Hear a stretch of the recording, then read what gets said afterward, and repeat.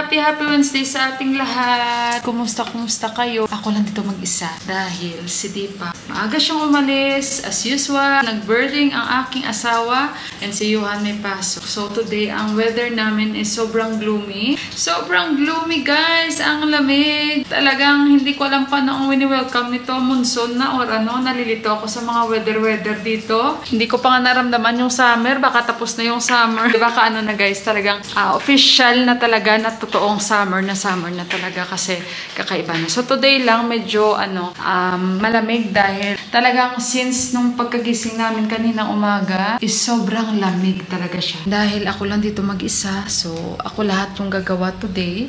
But anyway, gusto ko sana mag-bed weather lang, nasa kama lang, nag-scroll na kung ano-ano dyan, manood. Alam niyo yun, manood na Netflix. Pero kasi parang sayang lang yung yung higa-higa ako since hindi ako sanay magtihaya lang.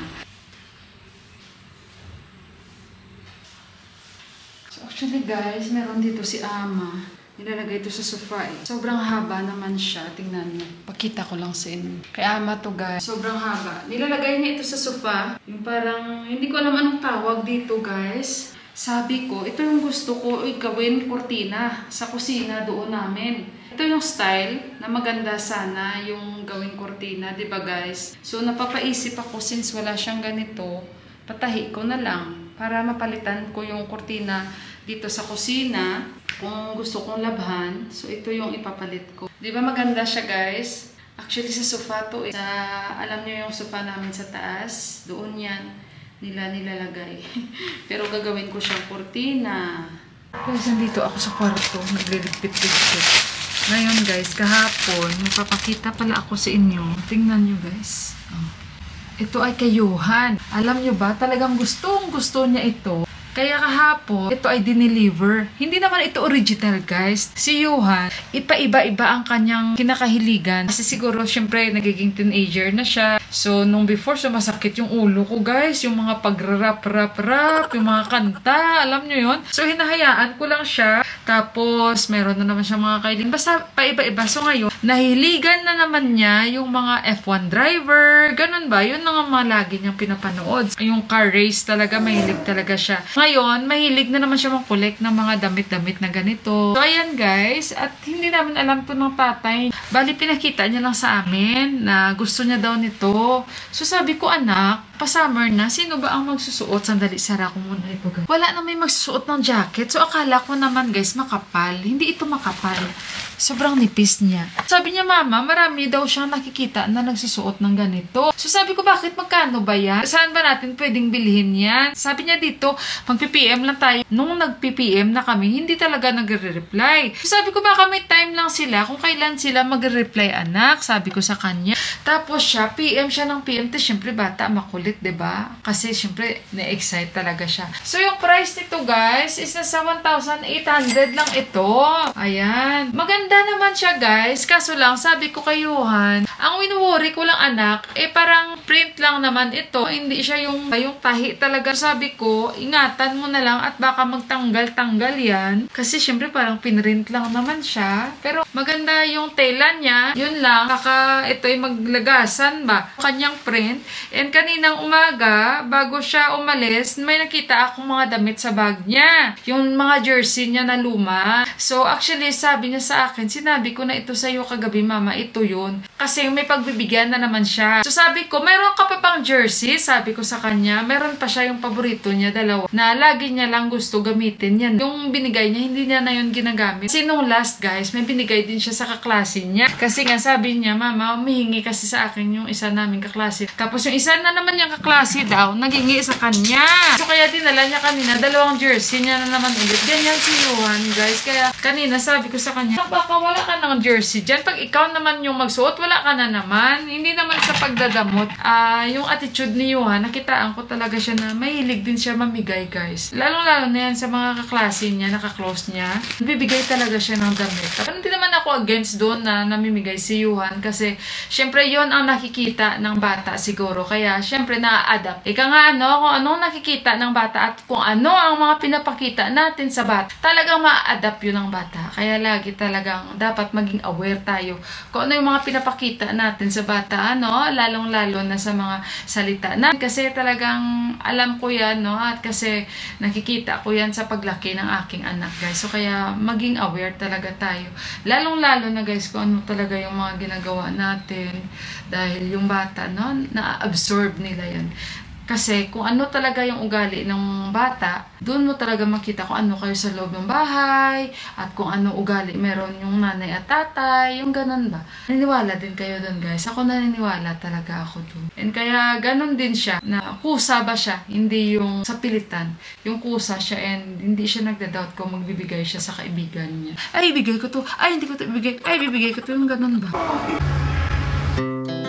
Our hearts beat to the city streets. We began to feel the fire. And guys, paulanan ko yung mga halaman ko. Ang tagal nila lumaki, ano? Ganyan kaarte yung mga indoor plants. Pero hirap sila actually during winter. Yan, ngayon, paulanan natin sila dyan. I-overnight ko sila. Guys, tapos na tayong mag-snacks. Kasan ko lang to. Minum ko na Japanese tea after kumain ng siopaw. Ay, ang lamig ng tubig, guys. Actually, ano ito? Sa hot water. Pero matagal-tagal pa yung ano. Yung hot water, kasi nga, malamig. Maulan. Hindi na talaga matigil yung ulan. Nasanay na rin ako, guys, ano? Na minsan, katulad yan, si Deepak, pag wala siya, hindi ako natatakot dito or hindi ako nalulungkot. Parang mas mayroon akong peace of mind. Ibig ko bang sabihin, guys, pag ako lang mag-isa dito, parang hindi ako nalulungkot, nabuburaot, na ganun ba. Parang nasanay na rin ako, katulad ng pagpunta ni Indira. Sabi niya sa akin, Ate Mila, ba't parang sanay na sanay ka na mag-isa ka lagi dito? Sabi ko, oo, kasi parang feeling ko, nagagawa ko lahat yung gusto ko, natatapos ko yung mga nililinisan ko, tapos mas na-inspired ako, mas marami akong iniisip na mga gusto kong gagawin, na nagagawa ko. Hanggat sa darating na si Johan, ayan, madilim na naman tayo. Kasi na-share ko yan sa inyo, kasi nga nasabihan ako ni Indira na ano, mukhang sanay na sanay daw ako na mag-isa lagi dito. So ano pa ba ang magagawa ko? Ayoko namang sumama kay Deepak kung saan-saan sila nagbe-birding, plus ayoko namang makadisturbo, diba? So kaya, ayun, and happy naman ako na mag-isa ako lagi dito. Kaya, ayun, mas matiwasay yung pakiramdam ko and mas natatapos ko yung mga gawain ko.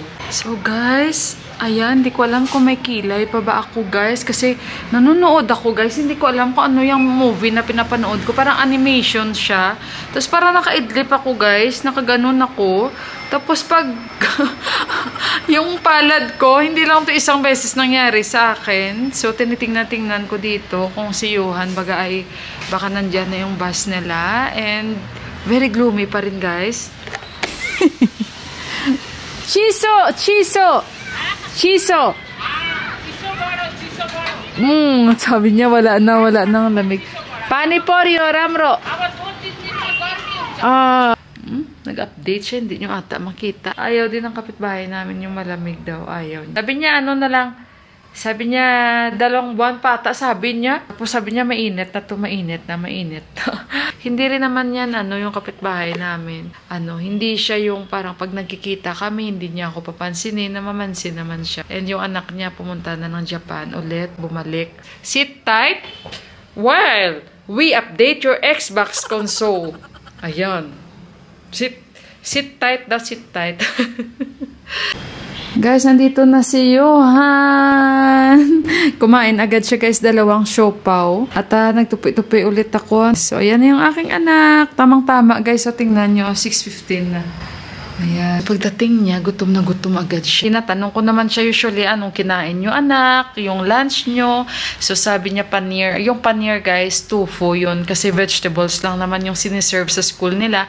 And walang meat. So, kaya pag sa bahay, pinapakain ko siya ng meat. Kasi like, for example, the whole week sa school siya. So, vegetables lang talaga ang kinakain ni Johan. And pag sa bahay, as much as possible, nagluluto ako ng meat para makakain siya, guys. Ano? Kasi syempre, the whole week, gulay ang kinakain nila sa school and syempre pati yung snacks nila. Tinukso ko pa siya, magluluto din kaya ako ng paner. Mama, sabi niya, Mama, please don't cook paner. Kasi minsan sasabihin niya na, Mama, I always eat this in the school. Tapos sa bahay, ganito din lulutuin mo. Pwede iba naman, sana pagdating ko sa bahay, sabi, kain daw sila ng sag sa school, tapos dal, or ano kasi vegetable. Tapos pagdating daw sa bahay, sag din daw ang niluluto ko. As much as possible, nilulutuan ko talaga meat ba? Kasama yung meat lang, kasi naawa din naman ako. And hindi kasi pwedeng magbaon. Parang sa rules talaga ng school, no? Bawal sila talaga magbaon ng food kasi ang reason is, syempre may mga vegetarian na bata para to be fair sa mga ibang bata, guys, na hindi nakakain ng meat. So, para fair, vegetables ang isi-serve ng school sa kanila. And bayad din namin yun. At hindi rin uso yung magbaon-baon ng pera. Diyos ko, sa edad ni Johan, before na nag-aaral ako, nagbabaon-baon ako, naalala ko pa, ang baon ko noon is 5 pesos. Naalala ko talaga. Tapos yung 10 pesos, parang ang laki na noon ng 10 pesos na baon ko before. Ang pinakamalaki na tanggap ko is 20 pesos, mga ganung amount. Guys, ano, napakalaki na, 20 pesos, 30 pesos. 50 pesos, ang laki na ng pera pag ganun. Tap ng mga college na, nasa 200 pesos or 100 pesos yung baon. Kasi naabutan ko pa yung mga pamasahe noon. Nasa 2 pesos, 1.50 ang pamasahe noon. Kagandwa ka piso na. Ganyan ang mga pamasahe na naabutan ko. Dahil kay Johan dito, hindi siya nagbabaon ng pera kasi hindi man uso ba. So, kaya, syempre, nakakasave din yung parents at the same time. And, mas okay yung ganun. Na-share ko lang sa inyo. And, syempre, bago ko i-end yung vlog ko, magpasalamat muli ako sa inyo sa pagbigay nyo oras para na mapanood itong vlog ko for today. And, maulan sa amin. And, sa inyo din, sana mag-iingat kayo. And, magandang gabi. And good night, guys. Maraming salamat po muli. I love you. Bye!